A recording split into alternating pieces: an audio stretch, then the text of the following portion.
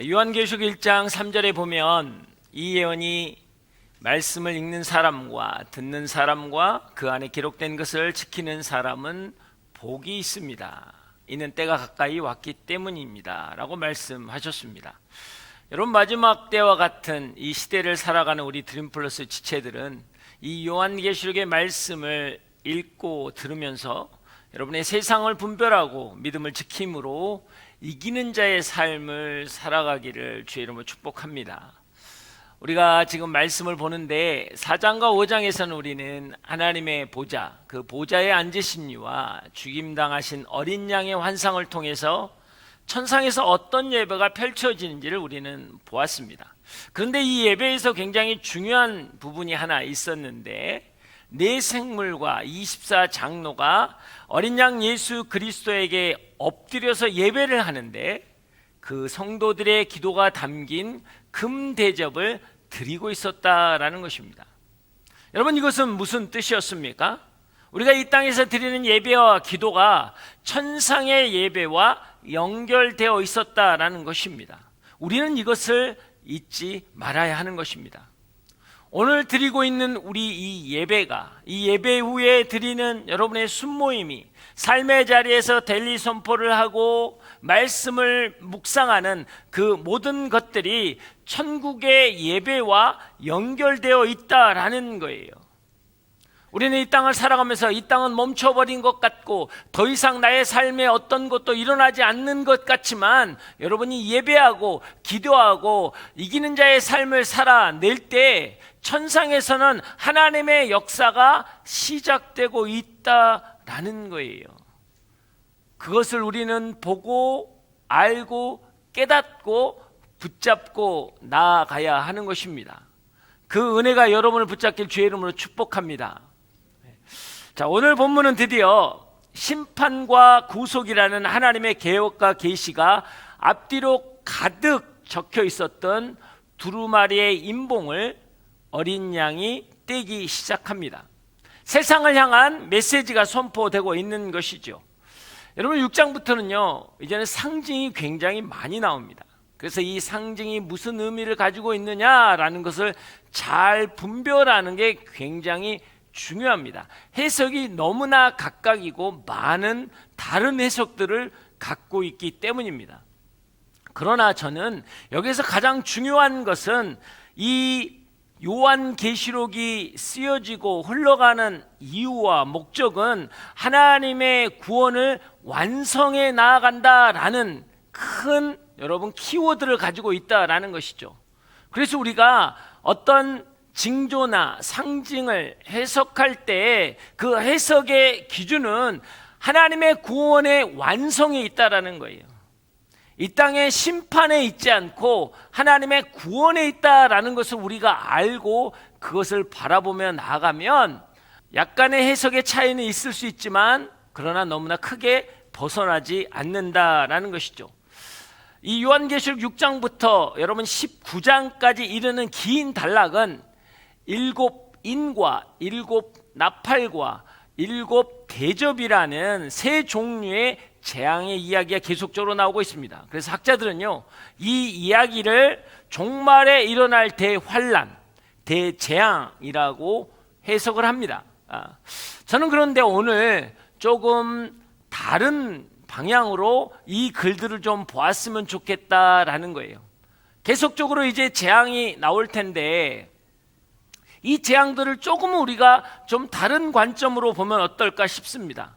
왜냐하면 여러분, 죽임당한 어린 양이 하나님께로부터 두루마리를 받았단 말이죠. 그리고 이제 그 두루마리에 있는 인봉을 하나씩 떼기 시작합니다.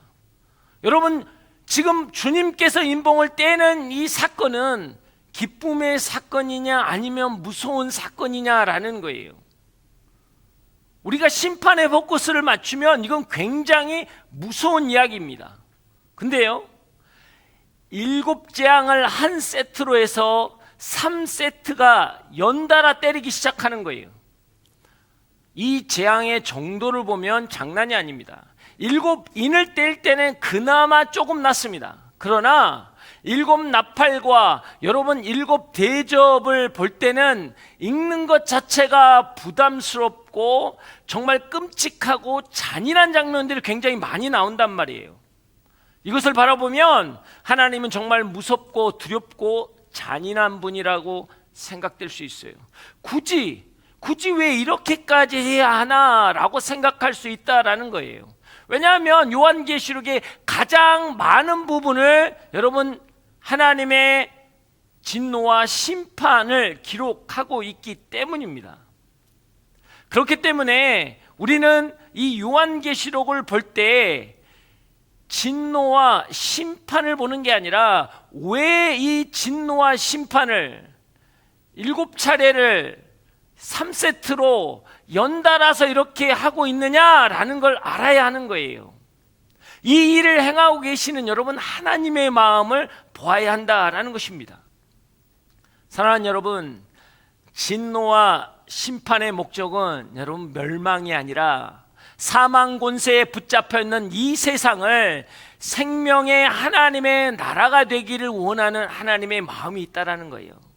하나님의 통치가 이루어지는, 하나님의 놀라운 은혜가 넘치는 변화가 있기를 원하는 마음에 있다라는 거예요.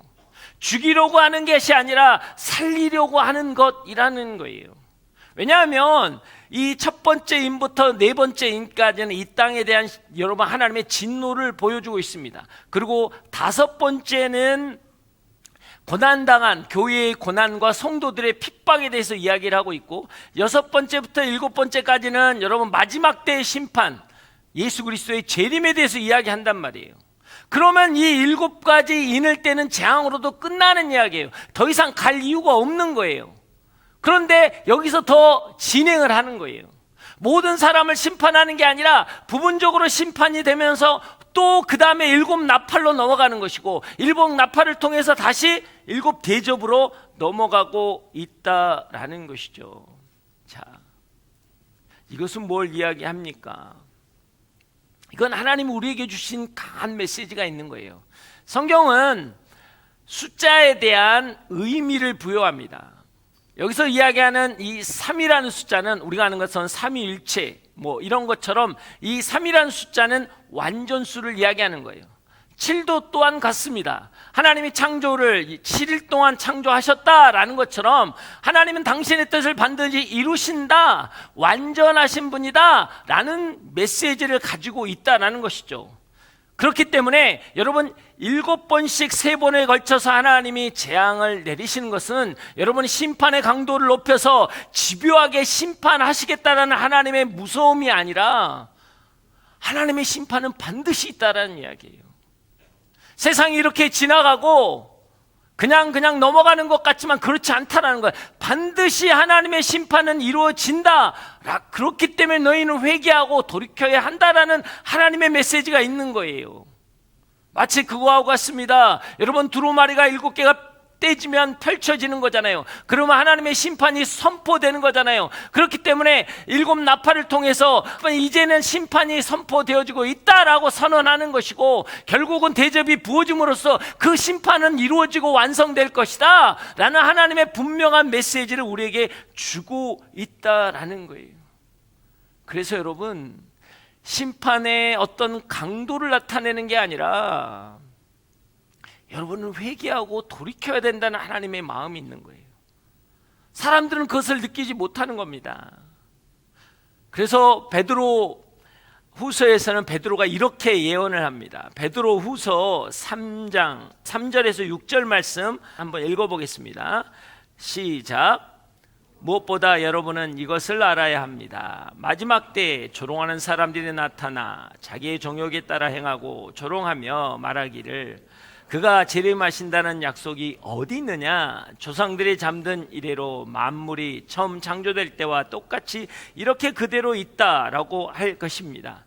그들은 하늘이 하나님의 말씀으로 인해 옛적부터 있었고 땅이 물에서 나와 물로서 형성된 것과 그때 물이 넘침으로 세상이 멸한 것을 일부러 잊으려 합니다 라고 지금 이야기하는 거예요. 자, 베드로의 예언은 뭐냐면 마지막 때가 되면 사람들의 태도는 하나님의 재림과 심판에 대해서 그런 게 어딨냐고 조롱하는 거예요. 왜? 아니 세상은 처음 있을 때와 지금 있을 때 달라진 게 뭐 있냐? 산은 산대로 있고 물은 물대로 있고 하늘은 하늘대로 있는데 어디에 그런 심판이 있느냐라고 조롱하기 시작하는 거예요. 그렇기 때문에 여러분, 사람이 성경을 못 이해하는 거예요. 하나님의 그 창조 질서와 노아의 홍수 심판에 대해서도 심판을 이야기했지만 그들은 그들을 기억하고 싶지 않은 거예요. 무시하고 싶은 거예요. 그게 세상이라는 것입니다. 사랑하는 여러분, 이게 안타까움이라는 거예요. 이 땅의 사람들은 이대로 있기 때문에 하나님의 심판이 없다라는 거거든요. 그래서 여러분, 마지막 재앙 같은 재앙을 한번 보시면 12절과 13절 한번 읽어볼까요? 12절과 13절 말씀 한번 읽어보겠습니다. 시작. 여섯 번째 인을 떼실 때 나는 보았습니다. 큰 지진이 일어나고 해가 머리털로 짠 달은 온통 핏빛으로 변하고 하늘의 별들은 무화과 나무가 거센 바람에 흔들려 설익은 열매를 떨어뜨리는 것처럼 떨어지고. 자, 여러분, 이것을 심판으로 바라보면 정말 무서운 심판이잖아요. 근데 여기에 담긴 메시지를 한번 보시라는 거예요. 마치 저는 이 본문을 준비하면서 이걸 읽으면서 뭐가 기억나냐면 기드온과 하나님이 대화하는 모습을 기억했습니다.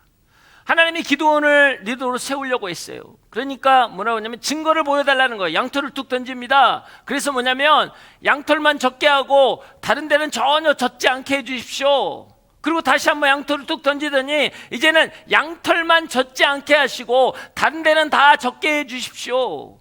자, 이건 뭐냐면 기본적으로 이야기해서 안 듣겠다는 이야기잖아요. 굉장히 황당한 질문이잖아요. 나는 하나님의 말씀을 못 믿겠다라는 이야기예요. 근데 하나님이 그걸 다 해주시는 거거든요. 오늘 세상이 그런 거예요. 여러분, 심판하면 다 그냥 죽이면 끝나는 이야기인데 왜 굳이 해는 빛을 잃고 까맣게 되고 달은 붉은 빛으로 변하고 별들이 떨어지고 산들이 지진이 일어나냔 말이에요. 왜요? 우리들이 그랬거든요. 예전부터 있는 게 그대로 있는데 무슨 심판이 있고 무슨 하나님의 징계가 있겠냐라고 조롱했거든요, 사람들이. 그래서 하나님 보여주시는 거예요. 여러분, 그렇기 때문에 이것을 심판의 입장으로 보면 너무나 여러분 잔인하고 힘들고 고통스럽고 대안도 없고 너무나 낭망한 거지만 말씀으로 보면요, 이건 뭡니까? 이래도 안 믿을래? 이래도 돌이키지 않을래? 이래도 변하지 않을래? 너희가 그거 원했잖아. 그렇게 산들은 안 바뀌고 자연도 아무것도 안 바뀌기 때문에 하나님의 심판이 없다고? 하나님이 보여주시는 거거든요. 여러분, 이게 하나님의 음성이라는 걸 아셔야 돼요. 세상은 자꾸 심판에 여러분 어떤 징조나 어떤 상황으로 해석하려고 하는데 아니요, 여기 하나님 왜 이것을 쓰셨냔 말이에요. 꼭 그렇게 하셔야 할 이유가 있나요? 아니에요. 하루아침에 다 죽이면 끝나는 거잖아요. 18만 5천 명이 하루아침에 다 죽었어요. 뭐 굳이 그런 증상 하나 없이 그 자리에서 서로가 서로를 싸워서 죽였다고요. 그럼 끝날 일이라고요. 그런데도 불구하고 우리가 해석할 수 없는 상황처럼 만들어가면서 이것을 보여주신 이유가 뭐냔 말이에요. 다 죽이기 위해서? 여러분, 그거 아니잖아요. 근데 우리는 계시록을 지금까지 그렇게 해석해 왔어요. 그때 이런 징조가 나고 이것은 무슨 뜻이고, 이게 다 이단들이 하는 거거든요. 여러분, 구원의 완성에 대해서는 빼버리고 두려움과 염려와 근심을 가지고 그냥 우리를 믿게 해라 라고 여러분 집중시키는 거거든요. 아니요, 그 뜻이 아니에요. 너희들이 그거 원했잖아. 아니, 하늘도 별도 그대로 있는데 무슨 심판입니까? 라고 했잖아. 그래서 보여주는 거예요. 돌이키라는 거예요. 회복하라는 거예요. 하나님 앞에 나오라고 지금 이야기하는 것입니다. 여러분, 12절과 13절에 이르는 그 재앙의 소리를 들으면 공포와 두려움이지만 하나님의 보좌에, 그 보좌에 앉으신 이와 어린 양의 음성을 들으면 이건 다른 거예요. 오늘 주님의 외침이거든요. 이건 하나님의 외침이거든요. 너 이렇게 하면 믿겠니? 너 이렇게 하면 돌이키겠니? 라는 하나님의 외침이란 말이에요. 산이 무너지는 소리를 들으며 두려워하지 마시고 그 무너짐으로 외치는 하나님의 음성을 듣는 것, 이게 믿음의 사람이라는 것입니다. 사랑하는 여러분, 십자가는요, 세상은 그렇게 이야기했어요. 히브리인에게는 어리석은 자고 헬라인에게 미련한 것이라고. 왜 그렇게 고통스럽고 십자가에 달린 자마다 저주받은 자이기 때문에 믿지 않는다고요. 그러나 여러분, 십자가는 우리의 죄에 대한 하나님의 외침인 거잖아요. 여러분, 이걸 아셔야 된다고요. 십자가 잔인하게 죽었다고 해서 여러분, 유대인들은 안 믿는 거예요. 헬라인들도 안 믿는 거예요. 신이 어떻게 죽냐고. 그렇지만 여러분의 죄를 향한 하나님의 외침이었다는 걸 우리는 모르는 거예요. 심판은 무엇입니까? 여러분을 돌이키기 위한 하나님의 또 다른 외침이라는 거예요. 이 현상과 상황들을 여러분이 해석하려고 하면 이상한 쪽으로 빠질 수밖에 없어요. 그러나 이건 해석의 문제가 아니죠. 하나님이 왜 이런 일을 하시냔 말이에요. 왜? 이건요, 여러분을 돌이키라는 하나님의 외침이라는 것을 여러분 분명히 들으셔야 합니다. 어떤 외침입니까? 심판은 반드시 있다.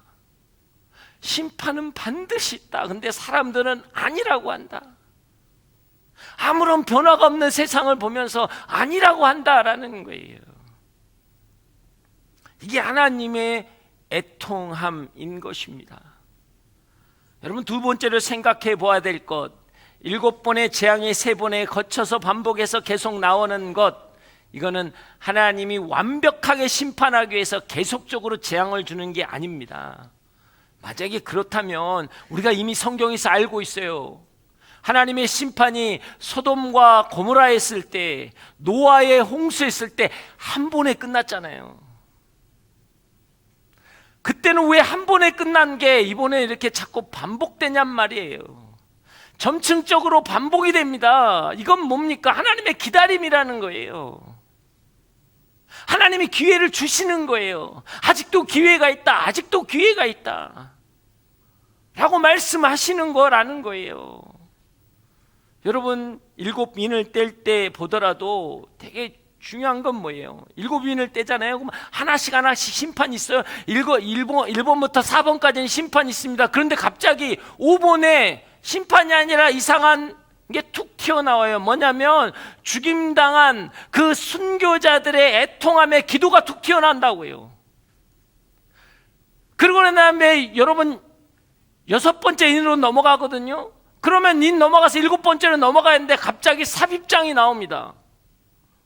이 삽입장은 뭐냐면 수많은 무리들이 어린 양 앞에 서서 손들고 찬양하는 게 삽입장이에요. 그리고 난 다음에 다시 여러분 7번째 인을 뗍니다. 여러분 7개 나팔도 똑같아요. 7번의 나팔도요, 6번째까지 가다가 갑자기 삽입장이 또 나와요.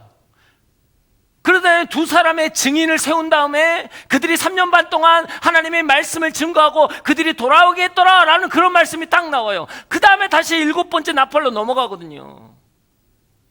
아니, 그냥 쭉 진행하면 되잖아요. 여러분, 그러니까 성경을 읽을 때 여러분이 어떤 심판의 부분 가지고 이렇게 잔인하고 어떻게 이렇게 되지? 이 뜻은 무엇일까? 이것은 뭐가, 말은 뭔 뜻이고 뭐 용어는 뭔 뜻이고, 그게 중요한 게 아니라고요. 하나님이 왜 그렇게 하고 있느냐를 여러분 우리가 알아야 한다라는 거예요. 이것은 뭘 이야기하냐면 마치 그거하고 똑같아요. 지금 방 안에서 죄를 짓고 있단 말이에요. 그래서 하나님이 들어가시는 걸 심판하면 물꼬리를 딱 잡은 거예요. 그리고 이야기하는 겁니다. 나 들어간다. 나 진짜 들어간다. 그래도 변화가 없어. 진짜야. 그래도 아무 일 없어. 오케이, 세 개 써. 3을 센다. 하나, 둘. 그런데도 변화가 없는 거야. 그러니까 하나님 뭐예요? 둘의 반에서 반에서 반. 지금 이거거든요. 지금 심판이 쭉 가야 맞는 거고 한 번에 끝나야 되는데 갑자기 멈춰서도 또 막 기도가 나오고 갑자기 멈춰서도 또 뭐요? 증거를 하고 회복을 시키고 이게 계속적으로 딜레이를 시킨다고요. 문고리를 잡았기 때문에 심판의 시작을 돼야 돼요. 그러나 문고리를 잡고 어찌할 바를 모르는 여러분, 하나님을 아셔야 돼요. 그냥 능력이 하나님이 너희들 한번 죽어봐 라고 지금 심판을 하는 게 아니고, 심판의 문고리를 잡고 두루마리를 잡고 어찌할 바를 모르는 하나님의 마음. 돌이키면 안 되겠냐? 지금 내가 들어갈 텐데 지금이라도 너가 돌이키면 되는 거야. 지금이라도 늦지 않았어. 왜 그것을 모르니? 라고 하는 하나님의 통함을 여러분이 들으신다면 요한계시록은 다른 거예요. 여러분, 그 마음을 가지고 한번 읽어보세요. 이게 뭔 뜻인가라고 해서 여러분 부분을 해석하려고 하지 말고 하나님의 마음이 무엇인가를 여러분 알아야 한다라는 것입니다.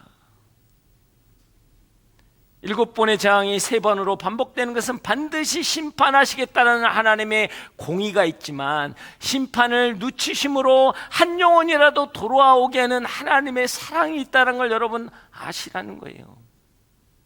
사랑하는 여러분, 지금은 심판을 늦추고 계시는 하나님의 사랑 가운데 우리가 머물러 있는 것입니다.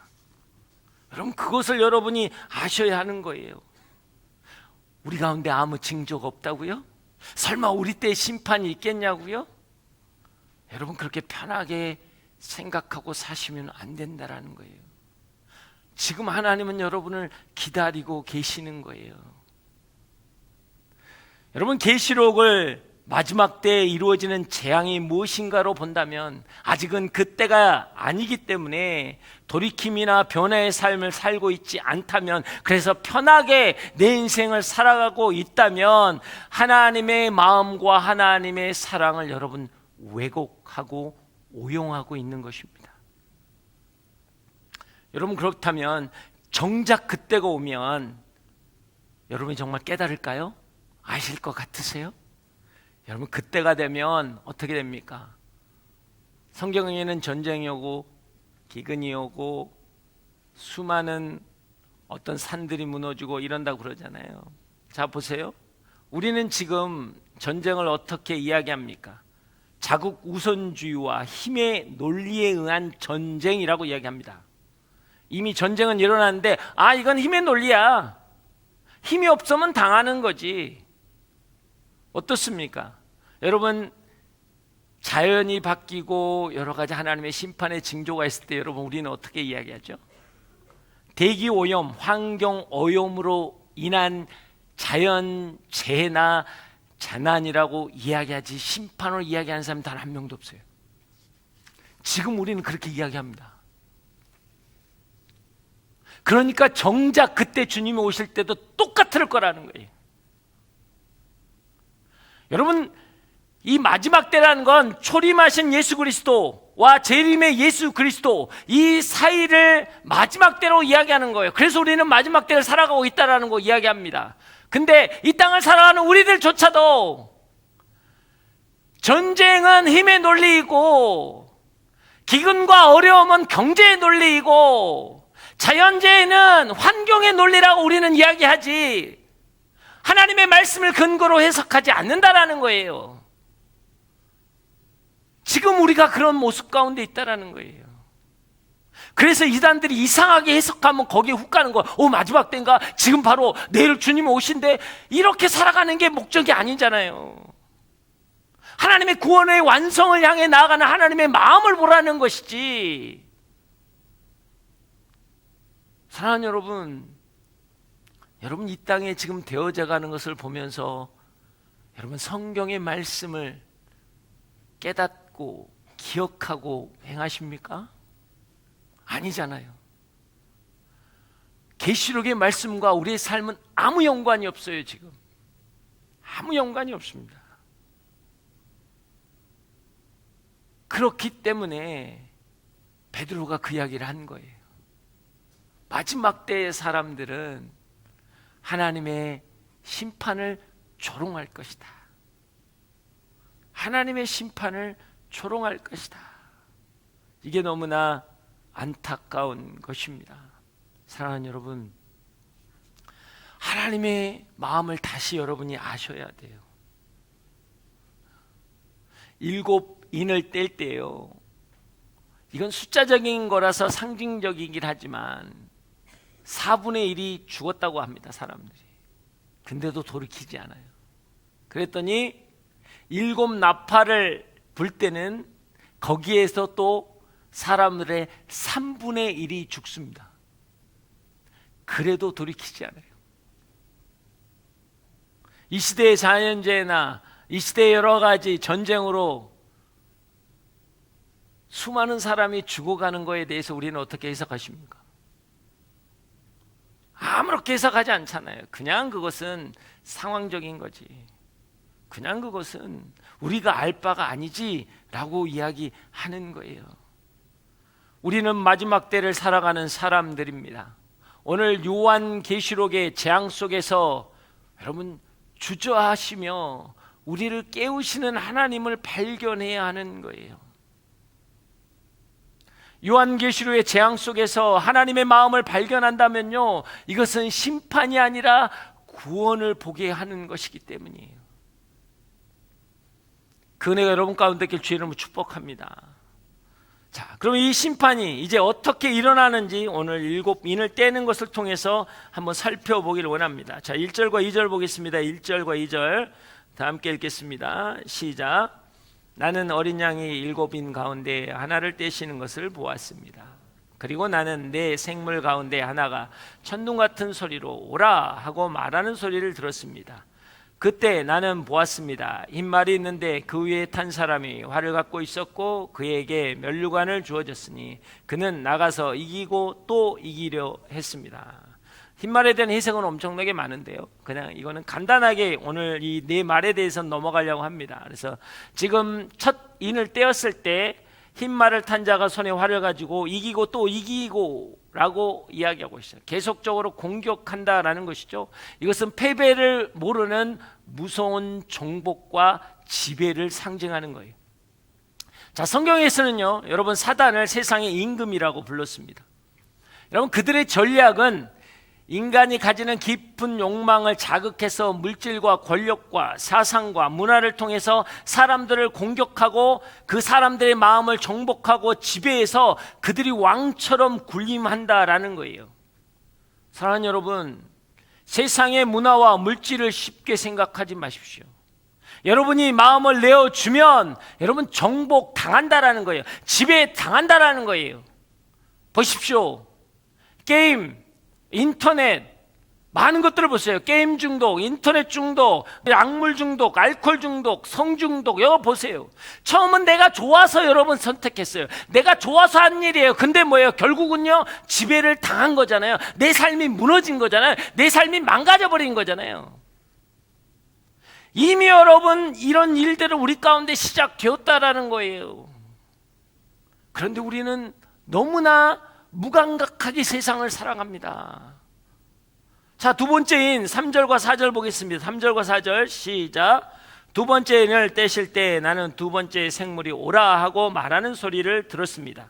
그러자 붉은 다른 말이 나왔는데 그 위에 탄 사람에게 땅에서 평화를 걷어내고 사람끼리 서로 죽이게 하는 권세가 주어졌고 또 그에게 커다란 칼도 주어졌습니다. 자, 두 번째 인을 뗐을 때 붉은 말을 탄 자가 손에 칼을 들고 평화를 걷어내고 사람과 사람끼리 서로 죽이는 권세를 가지고 전쟁을 계속적으로 일으킨다라는 거예요. 나라와 나라가, 사회가 사회가, 문화가 문화가, 세대가 세대와, 사상과 사상이, 사람과 사람들끼리 수많은 충돌과 깨어짐의 전쟁을 역사 속에서 일으키고 있다라는 것이죠. 우리 안에서도 보십시오. 비교와 경쟁과 시기와 질투라는 전쟁으로 갈라놓고 분열하고 하는 게 이게 다 사단의 전략이라는 거예요. 여러분 그리스도인이 분명히 알아야 될 건 무엇입니까? 여러분 공의와 정의와 공평으로 여러분 갈등을 일으키거나 분란을 일으켜서는 안 돼요. 저는 이 시대에 지금 그리스도인들이 가장 필요한 건요, 이렇게 반으로 나누어서 나라가 이 모양 되는 게 아니에요. 성경은 그걸 원하지 않아요, 여러분. 왜냐하면 여러분, 성경에서는요, 악인을 심판할 때 절대 의인의 손에 피를 묻히지 않습니다. 여러분, 사사기에 자기의 소견대로 악한 행동을 한 이스라엘은 하나님이 어떻게 심판한 거예요? 저 블레셋을, 저 아모리 족속을, 저 모압 족속을, 저 암몬 족속을, 저 미디안을 들어서 여러 번 심판하잖아요. 우상숭배로 가득했던 이스라엘 백성을 하나님이 심판할 때요, 우상숭배를 했던 저 이방 민족인 아수르와 바벨론을 들어서 심판하신다고요. 거룩한 여러분 선지자들을 일으켜서 심판하지 않아요. 우리의 착각이 거기에 있다라는 것입니다. 여러분, 진영 논리에 대한 여러분 편향된 사고나 사회의 정의라는 극단적인 입장에 마음을 뺏기지 말라라는 거예요. 사단이 일으키는 전쟁에 참여하지 마십시오. 주님은 십자가의 죽으심으로, 그리고 거기에서 부활하심으로 승리하신 거거든요. 누구든지 나를 따르려거든 자기 십자가, 자기를 부인하고 자기 십자가를 지라는 게 하나님의 말씀이라는 거예요. 여러분의 감정의 전쟁에 빠지지 마십시오. 이건 사단의 전쟁이거든요. 여러분의 공동체에서, 여러분의 삶의 자리에서 때는 우리 감정을 놓쳐버리고 분노하고 절망하고 낙담하는, 이거는요, 사단이 우리를 전쟁으로 몰아가는 거예요. 전쟁에 빠지는 거예요. 그래서 우리는 죽는 거예요. 오늘 하나님은 그것을 말씀하고 계시는 것입니다. 자, 5절과 6절 말씀 읽어보겠습니다. 5절과 6절 시작. 세 번째 인을 떼실 때 나는 세 번째 생물이 오라 하고 말하는 소리를 들었습니다. 그때 나는 보았습니다. 검은 말이 있는데 그 위에 탄 사람이 손에 저울을 들고 있었습니다. 그때 나는 네 생물 가운데 나는 소리를 들었습니다. 1데나론의 밀 1코이녹스, 1데나론의 보리 3코이녹스다. 올리브 기름과 포도주를 손상시키지 마라.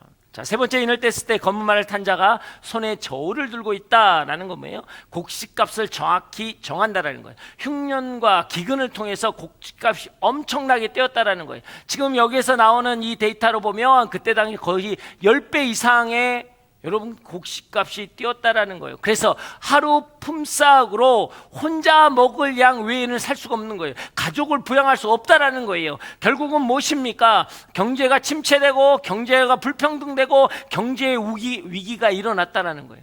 이게 얼마나 무서운 거냐면, 여러분, 먹고 사는 문제는 인간의 기본 생존권이에요. 이게 무너지면요, 모든 것이 무너집니다. 삶의 목표나 방향성은 잃어버리고 여러분 심리적으로, 정서적으로 피폐해지는 거거든요. 이 땅에 사람들이 피폐해지는 이유가 뭐냐면 생존권을 무너뜨리기 때문이에요.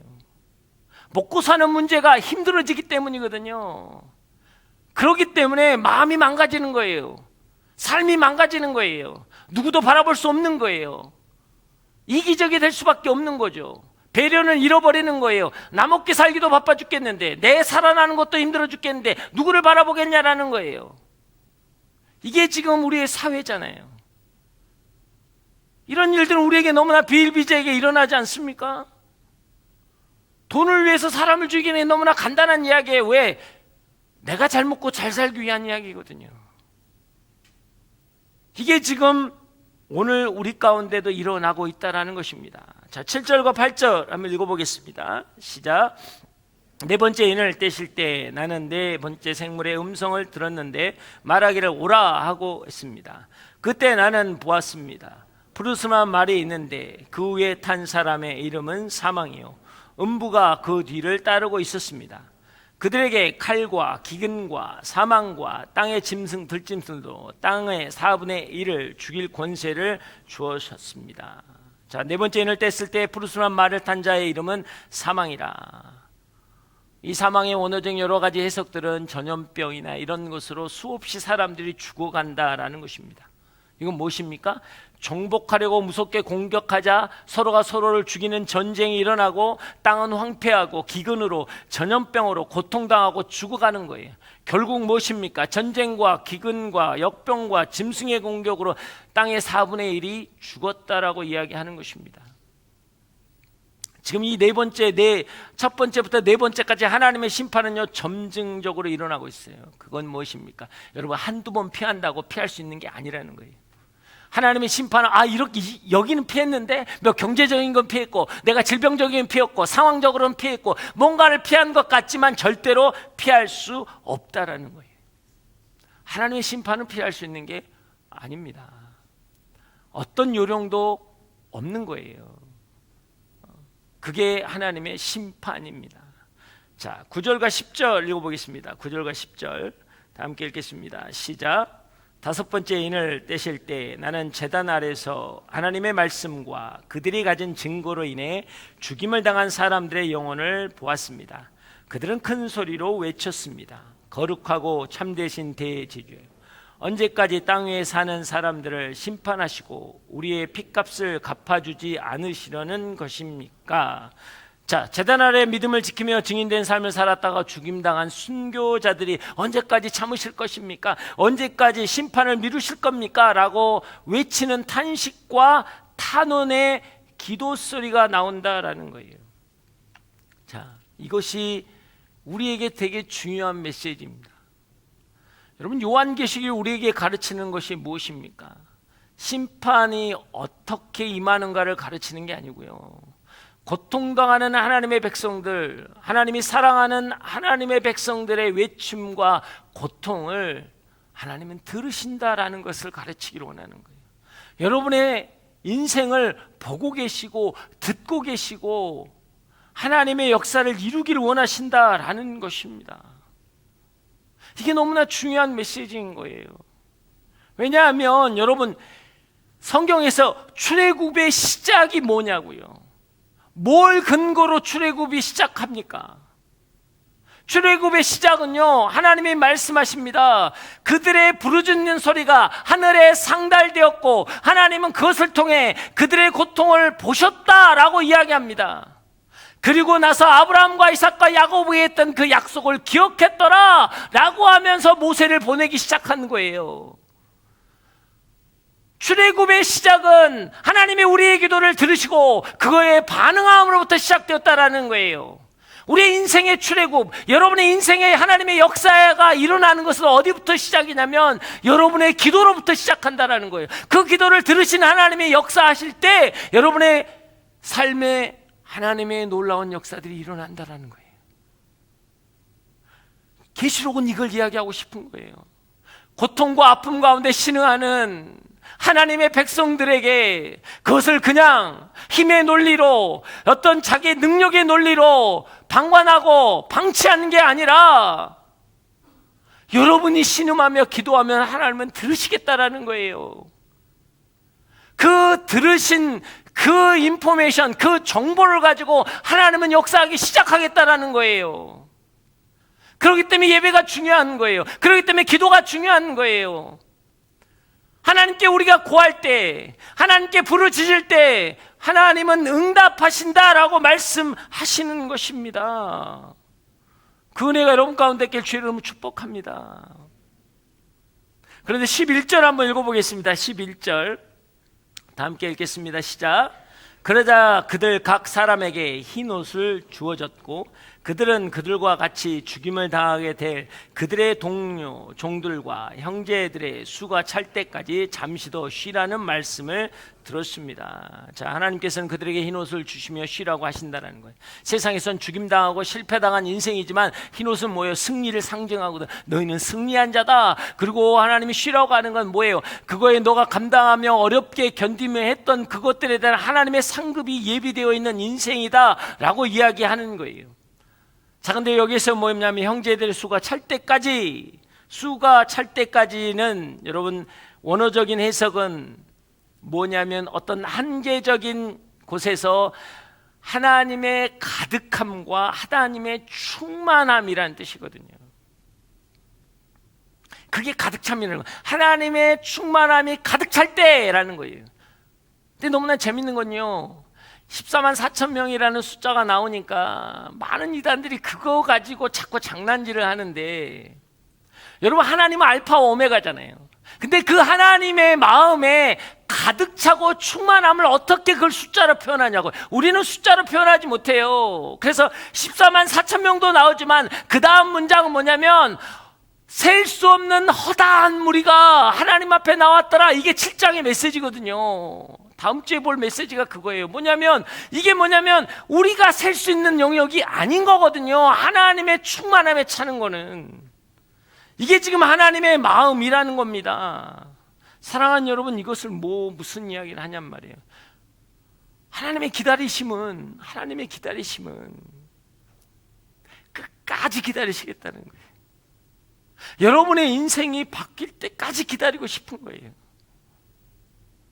그래서 여러분의 마음 문을 두드리잖아요. 주님이 마음 문을 두드리시면 누구든지 그 마음을 열면 내가 너와 들어가 너와 난 먹으리라. 그 이야기는 뭐예요? 전도할 때 대부분 쓰는데 그게 그 전도할 때 쓰는 이야기가 아니잖아요. 아시아의 7 교회에게 하신 말씀이잖아요.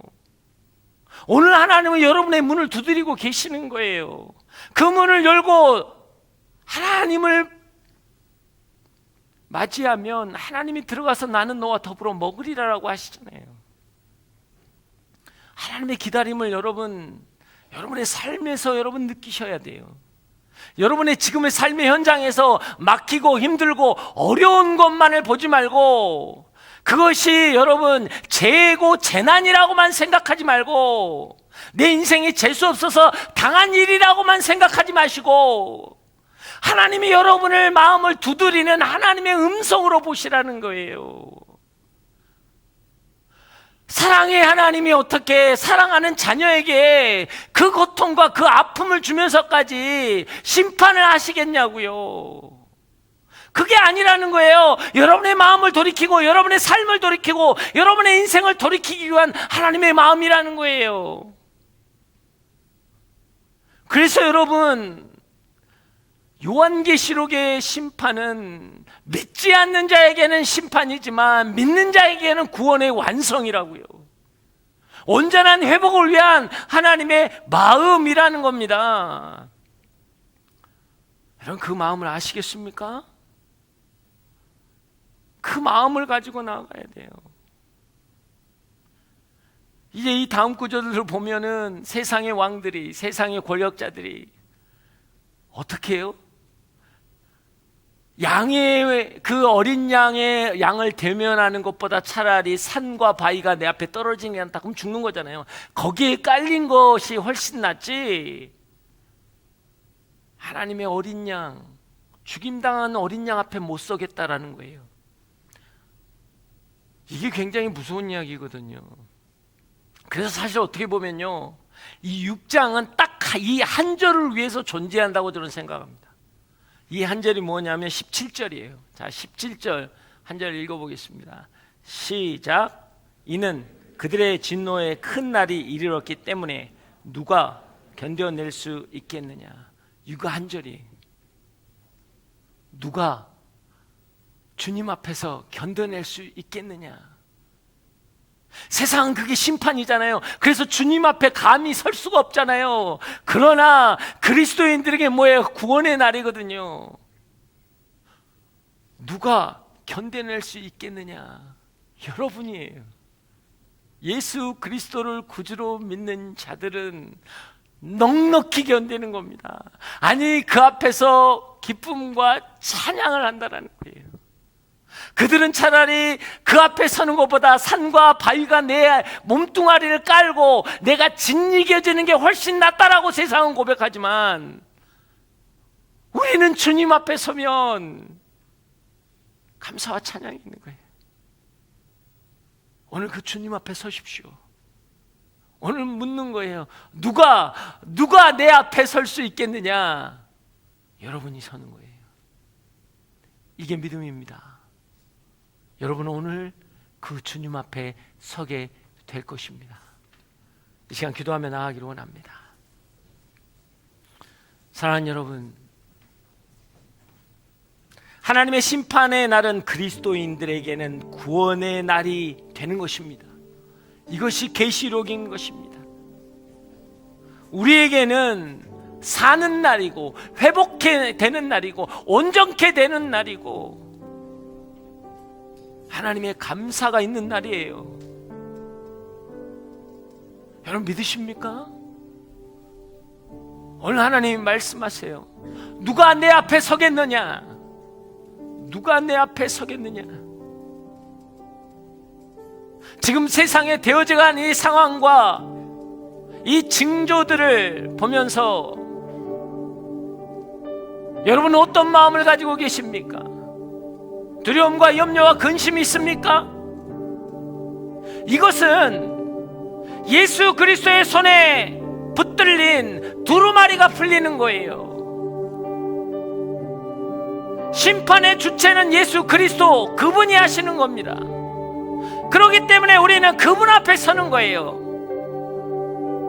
징조나 상황이나 어떤 현상 앞에 서는 게 아니고요, 주님 앞에 서는 거예요. 하나님, 내가 오늘 주님 앞에 서기를 원합니다. 세상에 나아가서 그런 현상이나 상황에 서지 않고 주님 앞에 서기를 원합니다. 주님이 나의 주님이십니다. 그분이 나를 승리케 하실 것입니다.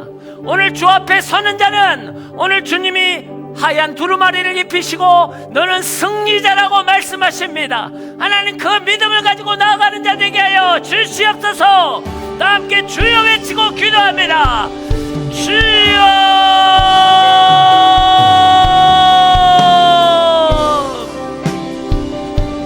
하나님 아버지, 그렇습니다.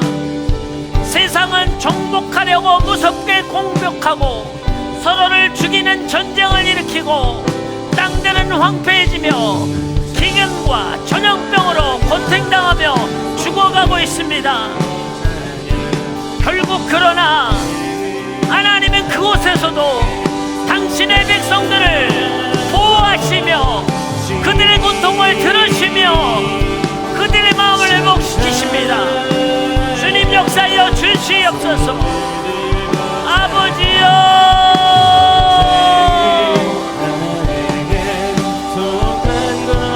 하나님, 오늘 이 시간 믿음으로 선포하며 나아갑니다.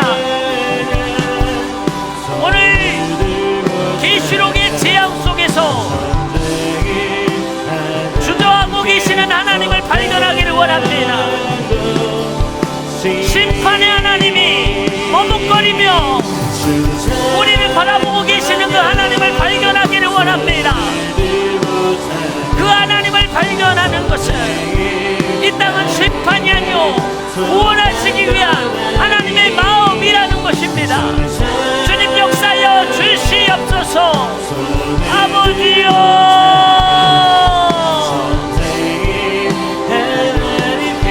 오늘 이 시간 우리가 마음과 뜻을 다해 주 앞에 나아가기를 원합니다. 주님 역사하여 주시옵소서. 아버지여, 주님 역사하여 주시옵소서.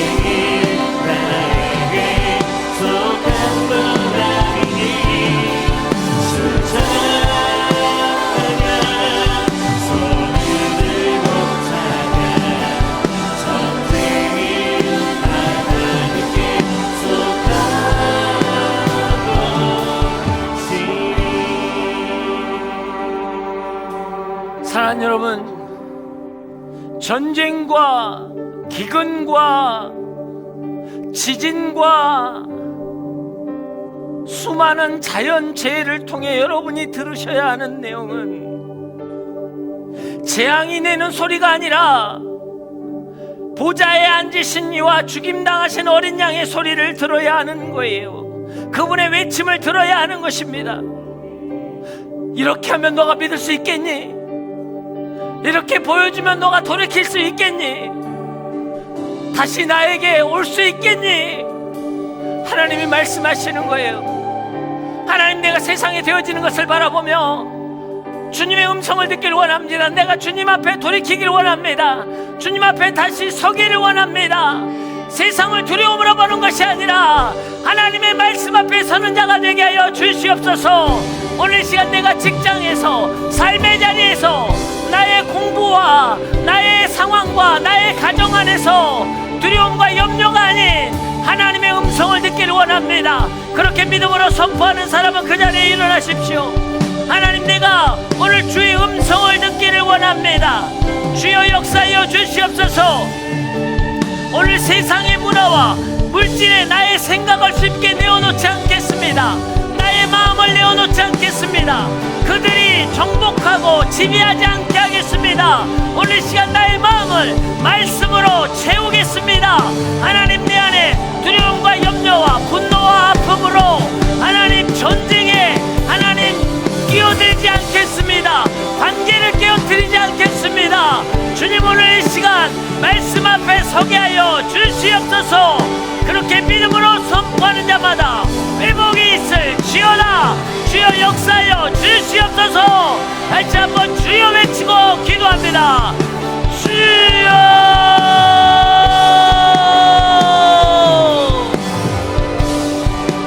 하나님 아버지, 그렇습니다. 세상의 문화와 물질에 나의 마음을 내어놓고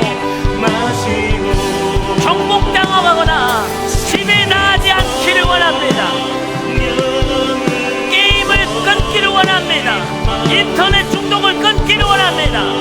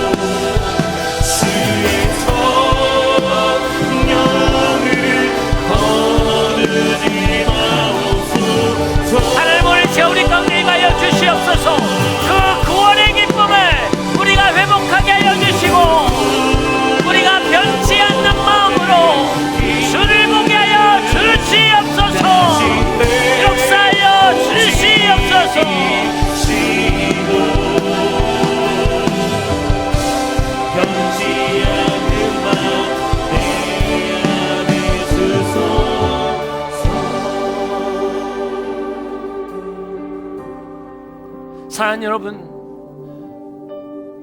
하나님의 재앙은 우리에게 심판이 아니라 구원입니다. 우리의 삶을 바꾸고 변화시키고 회복시키기 위하신 하나님의 외침입니다.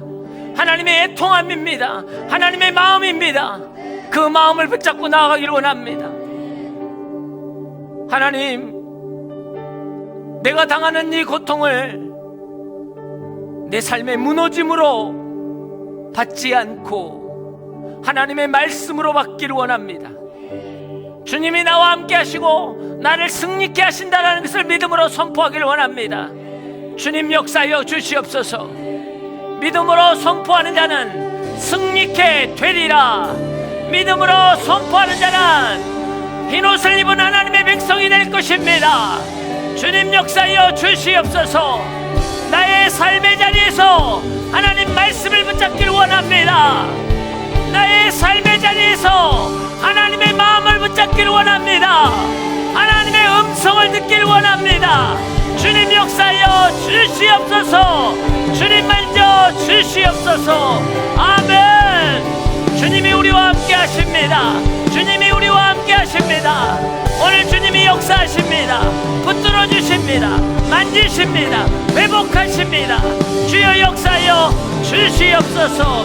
주님 은혜 내려 주시옵소서.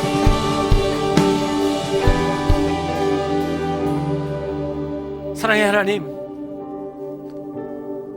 세상의 징조와 세상이 되어져 가는 것에 민감한 것이 아니라 그것을 통해서 역사하시는 하나님의 음성이 우리 삶 가운데 있게 하여 주시옵소서. 그 음성을 들을 때 우리는 다시 한번 돌이킬 것입니다. 그 하나님이 주신 징조를 보면서 우리는 회복될 것입니다. 주님 역사하여 주시옵소서. 이 모든 말씀 예수님 이름으로 기도합니다. 아멘. 할렐루야. 하나님께 영광과 존귀와 찬양의 박수를 올려드리길 원합니다. 아멘.